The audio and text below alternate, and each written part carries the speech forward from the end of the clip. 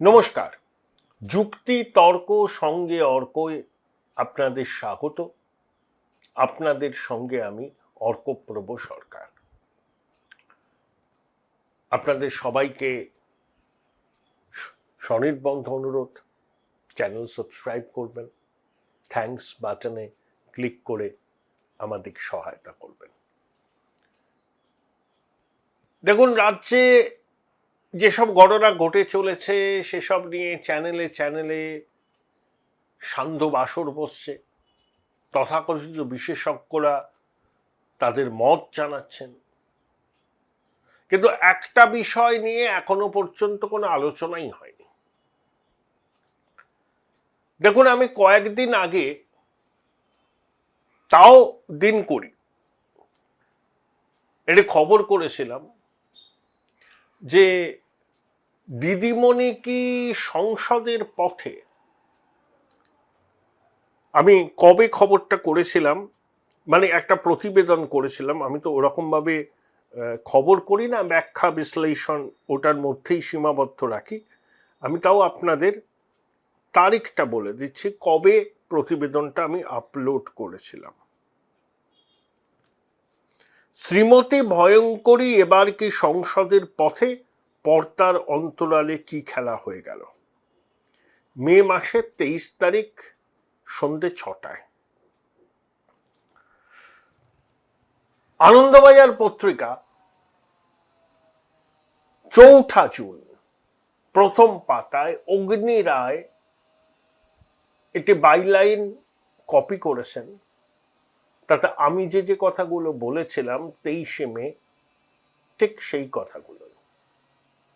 অর্থাৎ শ্রীমতী ভয়ঙ্করী এবার সংসদে যেতে চাইছেন। কিভাবে সংসদে যাওয়া যায় তার সুলুক সন্ধান করছেন। বিশ্বস্ত গাঙ্গুলি মশাইকে মাঠে নামিয়েছিলেন, যার নিরাপত্তা হ্রাস করা হয়েছে জেড থেকে ওয়াই। এই গাঙ্গুলি মশাই মধ্যস্থতা করে গুজরাট থেকে ইউসুফ পাঠানকে বহরমপুরে তৃণমূলের প্রতীকে নির্বাচনে লড়িয়েছিলেন। তা গাঙ্গুলি মশাই বলেছিলেন যে, ভাই ইউসুফ, তুমি পদত্যাগ করো, তুমি তো আর রাজনীতিবিদ নও, অত তো সময় দিতেও পারো না, অনেক ক্রিকেট লিগ খেলে টেলে বেড়াও, আর তো এলাকায়ও চাও না বলে লোকের ক্ষোভ টোভ আছে। তো ইউসুফ পাঠান আমাদের দাদার বুকের উপর শটান নাকি বলে দিয়েছে তিনি এ কাজ করতে পারবেন না। তিনি পুরো সাংসদ হিসাবে 5 বছর সংসদে কাটাতে চান। তো দলনেত্রীর বুঝতে পেরেছেন যে বহরমপুর থেকে লড়া সম্ভব নয়। কংগ্রেসের সঙ্গে তিনি কথাবার্তা বলে রেখেছেন যে মমতা ব্যানার্জি যদি প্রার্থী হন, কংগ্রেস সেখানে প্রার্থী দেবে না, সেটা বহরমপুর হলেও দেবে না, অধীর চৌধুরীকে নিরস্ত করা হবে। এখন বসিরহাট লোকসভার উপনির্বাচন বাকি আছে, তা কবে হবে তো আমি জানি না। হাজি নুরুল মারা গেছেন তো অনেকদিন হলো, তো উচ্চবাচ্য করছে না কমিশন। সেখান থেকে দিদিমণি প্রার্থী হবেন? বসিরহাট দিদিমণির ক্ষেত্রে সেফ নয়। যদিও তৃণমূল বসিরহাট লোকসভা কেন্দ্রে 52% ভোট পেয়েছে। ভোটের অ্যারিথমেটিক দেখলে বিষয়টা সহজ মনে হবে, মানে হাজি নুরুল পেয়েছিলেন, কিন্তু বিধানসভা নির্বাচনের পর দুটো কেন্দ্রে বিজেপি, 5টায় তৃণমূল জিতলেও আইএসএফ প্রচুর ভোট পেয়েছে। নির্বাচনের আগে নির্বাচন কমিশনের অধীনে প্রশাসন থাকলেও আরে সরকার তো তৃণমূলেরই ছিল, এবং তৃণমূল আশাবাদী ছিল, যেটা দিদিমণি বলছেন 220টা পেতাম। তা এখন তো পরিষ্কার পরিস্থিতি বদলে গেছে। তাই বসিরহাট আমার কাছে ব্যক্তিগতভাবে সেফ নয়। তাহলে তৃণমূলের সামনে কি বিকল্প? পরিষদীয় দল তো ভেঙে গেছে, গুটি কয়েক যারা পড়ে আছেন তারা কি করবেন আমি জানি না। যদিও বহুরূপী বন্দ্যোপাধ্যায়ের নেতৃত্বাধীন যে তৃণমূলের পরিষদীয় দল, যাকে অধ্যক্ষ স্বীকৃতি দিয়েছেন, তিনি তাদের কতদিন সবাইকে একজোট রাখতে পারবেন বহুরূপী, সেটা প্রশ্ন।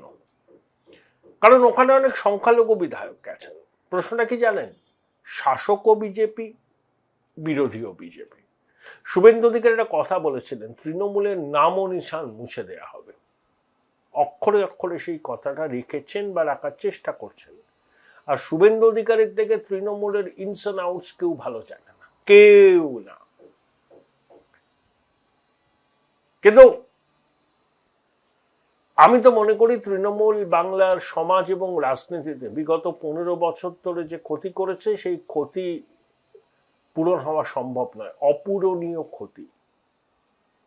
তৃণমূল মানেই চোর। তৃণমূলের কথা মনে তুললেই আবার মনে হয় আরজি করের তিলোত্তমার কথা। তৃণমূলের কথা উঠলেই আমার মনে হয় চাকরি চুরির কথা, কয়লা চুরির কথা, গরু পাচারের কথা, ফেরেববাসটার কথা, কেষ্টমণ্ডলের কথা, কাজল শেখের কথা, শওকাত মোল্লার কথা। এনআইএ চলে গেছিল তার বাড়িতে। সব দুর্বৃত্ত। আর দুর্বৃত্তদের নেতা বা নেত্রী তো দুর্বৃত্তই হয়।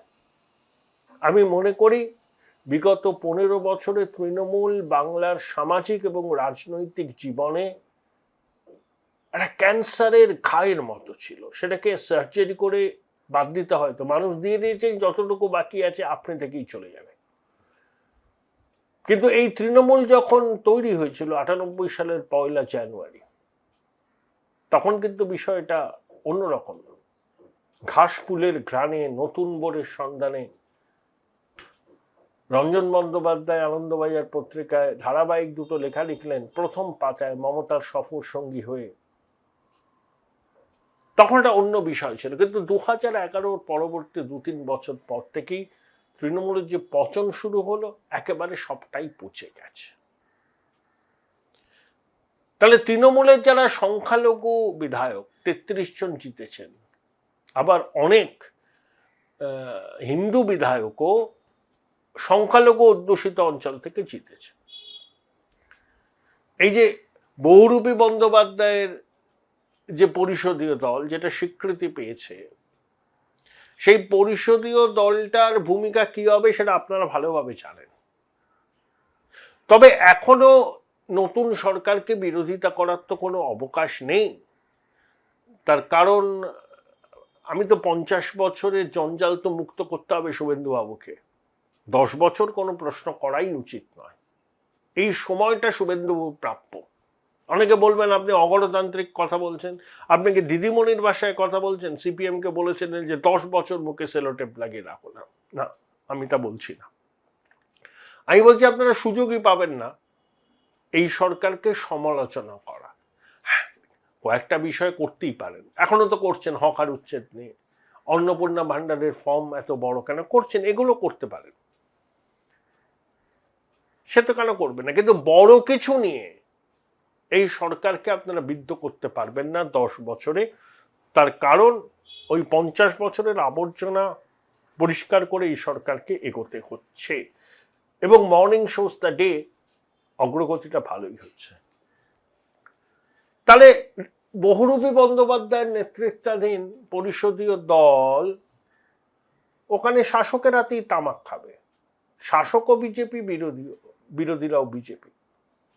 তাহলে ওখানে যারা আছেন, ধরুন আখরুজ্জামান, ধরুন ইমানি বিশ্বাস, ধরুন গুলশান মল্লিক, ধরুন জাভেদ খান, আরে কাজল শেখ চলে গেছে। আমি সরকারের প্রধানের কাছে অনুরোধ জানাবো,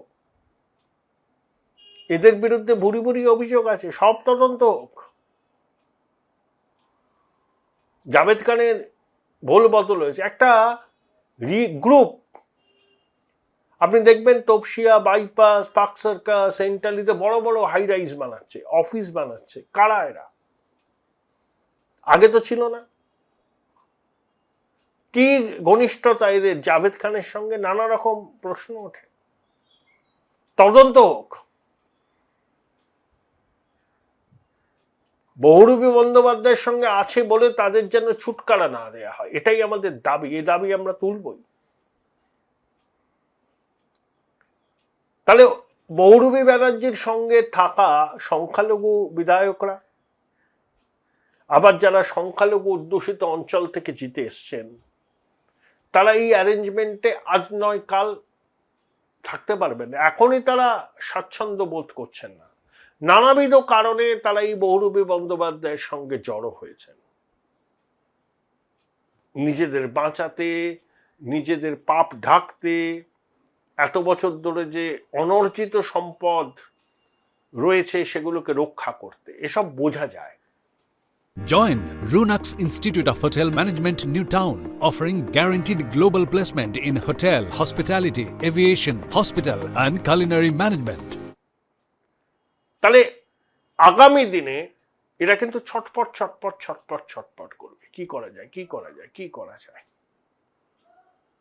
তাই বহুরূপী বন্দ্যোপাধ্যায়ের এক্সপেরিমেন্ট কখনোই লং লাস্টিং হবে না। ওটা দেখবেন কিছুদিনের মধ্যে 3 খণ্ডে বিভক্ত হবে। কারা কারা এর কুশীলব সংবাদ মাধ্যমের মানুষ জানেন, আমিও জানি। এখন কেন বলবো, আমার কোনো দায় পড়েনি এখন বলার। দেখতে থাকুন, ক্রমশ প্রকাশ্য চলবে। কারণ গুলশান মল্লিকরা এখন থেকেই বলতে শুরু করেছেন মমতা ব্যানার্জি পথপ্রদর্শক হবেন কেন, তিনিই আমাদের সর্বময় নেত্রী। বহুরূপী ব্যানার্জি নিজেকে বিরাট ভাবছে। আরে উনি জিতেছেন তো মমতা ব্যানার্জির ছবিকে সামনে রেখে। শুভেন্দু অধিকারী যখন তৃণমূলে ছিলেন, নির্বাচনে জিততে তার মমতা ব্যানার্জির ছবি লাগতো না। এটা আমি অতীতেও বলেছি, চিরজীবন বলবো। যেটা বাস্তব সেটা বাস্তব। আমি মুখ্যমন্ত্রীর একজন অ্যাডমায়ারার, সেটা আলাদা কথা, কিন্তু বাস্তব তো বলতে হবে। তাহলে এই বহুরূপী ব্যানার্জি হচ্ছে শূন্যকুম্ভের ঝংকার। এবং যারা ওর সঙ্গে গেছেন তারা কি রাজনীতি থেকে সন্ন্যাস নেবেন নাকি? বহুরূপী ব্যানার্জির সঙ্গে থাকলে মুসলিম অধ্যুষিত অঞ্চল থেকে যারা নির্বাচিত, হিন্দু মুসলমান নির্বিশেষে, ওখানে গিয়ে প্রশ্নের মুখে পড়তে হবে। কারণ সবাই জানেন বহুরূপী ব্যানার্জি এই কাণ্ডটা একা করেননি। তাহলে অপশন কি? দেখুন, তৃণমূলে এমনি এমনি ঘুরে দাঁড়াতে পারবে না, সম্ভব নয় তাদের পক্ষে ঘুরে দাঁড়া। কারণ দলটার অবস্থা দেখেছেন 1 মাসের মধ্যে যেন কর্পূরের মতো উবে গেছে।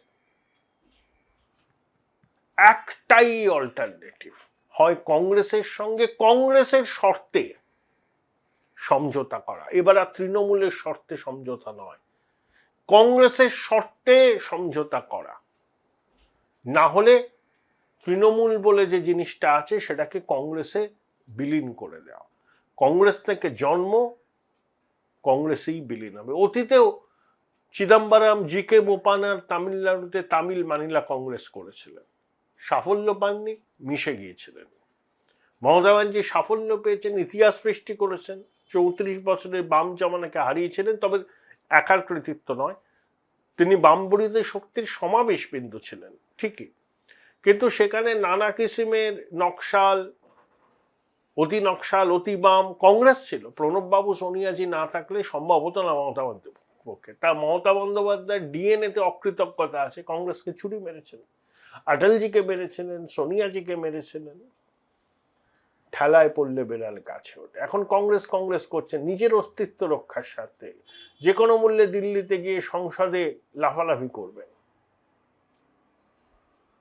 তাই বলছেন এখন জোট, বিরাট কোনো ঘোষণা হবে। হয় কংগ্রেসের শর্তে সমঝোতা করতে হবে তৃণমূলকে, কংগ্রেসের শর্তে। কারণ কংগ্রেস তৃণমূলে 15 বছরের পাপ নিজের ঘাড়ে নেবে কেন?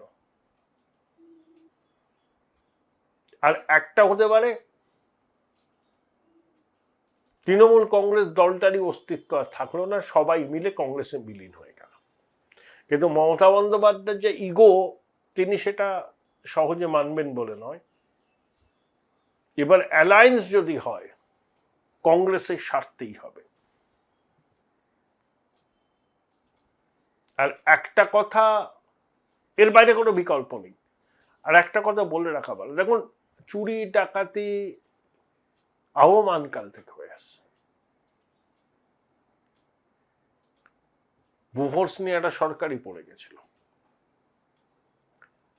পশ্চিমবঙ্গে যা চুরি ডাকাতি হয়েছে শরণাতীতকালে হয়নি, ভবিষ্যতেও হবে না। বিগত 10-12 বছরে যা হয়েছে রেকর্ড। মানুষ চোর ডাকাত সব চিহ্নিত করে। চোর ডাকাতিটা তো সামাজিক ব্যাধি হয়ে গেছে এখন। আর সময়ের পলি পড়ে পড়ে অনেকে আবার ভুলেও যায়। অনেক চোর ডাকাত আবার নির্বাচিত হয়, কিন্তু বেঈমানদের মানুষ বলে না। পশ্চিমবঙ্গের নব্য বিপ্লবী এটা যেন মনে রাখেন। উচ্চ মাধ্যমিকের পর উজ্জ্বল ভবিষ্যৎ গড়তে NCHMCT পর্যটন দপ্তর, ভারত সরকারের hospitality and hotel management, Paschimbanga সরকারের মাকাউটের BBA BCA, fashion design, aviation tourism, culinary arts পড়ো SBI HM কলেজে। স্টুডেন্ট ক্রেডিট কার্ড ও ব্যাংক লোন পাবে SBI HM এ পড়লে। কোর্সের শেষে SBI HM দেশ ও বিদেশে চাকরির ব্যবস্থা করে থাকে। SBI HM হলো পশ্চিমবঙ্গের সেরা ম্যানেজমেন্ট কলেজ। SBIHM.com। বোলপুর শহরের কোলাহল থেকে মাত্র 20 মিনিট দূরেই রয়েছে সুন্দর রিসর্ট, যেখানে পেয়ে যাবে স্পেশিয়াস আর এস্থেটিক্যালি ডিজাইন রুম। তোমরা যারা গ্রুপে যাও তাদের জন্য আছে কমফোর্টেবল গ্রুপ স্টে অপশন, আর কাপলদের জন্য রয়েছে লাক্সারিয়াস সুইট রুম, তার উপর আবার ফ্ল্যাট 10% অফ। এখানে প্রকৃতির মাঝে তোমরা পেয়ে যাবে একটা সুন্দর সুইমিং পুল, ছোটদের জন্য প্লে এরিয়া আর একটা এস্থেটিক সেলফি কর্নার। প্রপার্টিটা পুরোটাই পেট ফ্রেন্ডলি, আর এখানে আছে অনেক কিউট ছোট ছোট র্যাবিটস। সকালের ব্রেকফাস্ট থেকে ডিনার পর্যন্ত পেয়ে যাবে একদম হোমলি কমফর্ট ফুড, যা এক কথায় অসাধারণ। বেঙ্গলি কুইজাইনের সাথে সাথে পেয়ে যাবে চাইনিজ আর নর্থ ইন্ডিয়ান অপশন। বিকেলে বনফায়ারের আলো, বন্ধুদের সাথে আড্ডা আর খোলা আকাশের নিচে গ্রাম বাংলার হাওয়া, পুরোটাই এক অপরূপ অনুভব। তাহলে বলো তোমরা কবে প্ল্যান করছো এই পিসফুল এসকেপটা? And don't forget to follow Miss Cupcake for more such travel updates. Hi, আমি একটা বই পোকা। ছোটবেলা থেকেই মা বলতো পরীক্ষার আগে বইগুলো গুলে খেতে হবে। তো ব্যাপারটা আমি একটু বেশি সিরিয়াসলি নিয়ে ফেলেছিলাম। খুঁটিয়ে পড়তে গিয়ে বই খুঁটে খেয়ে ফেললাম। তাও ক্লাস 11-এর 2টো সেমিস্টারে একটাও কমন পেলাম না। কিন্তু 12-এর সেমিস্টারগুলোতে ছক্কা মেরেছি, কারণ আমি ডিসকভার করেছিলাম মৌলিক লাইব্রেরি প্রকাশিত সম্রাট সিরিজের সমস্ত এক্সক্লুসিভ সাজেশন বুক উইথ প্রচুর কমন পাওয়ার গ্যারান্টি, প্লাস টেস্টি ছিল